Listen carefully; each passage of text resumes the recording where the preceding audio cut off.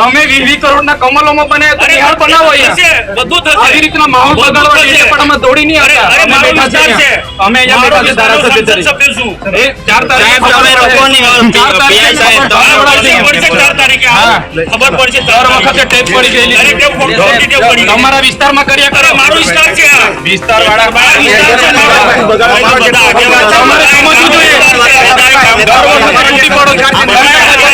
તમારે સમજવું દર વખતે તૂટી પડો છો ભાન આવી જોઈએ તમને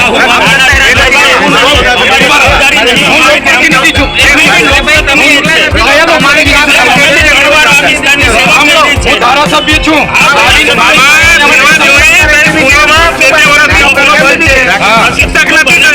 તમારી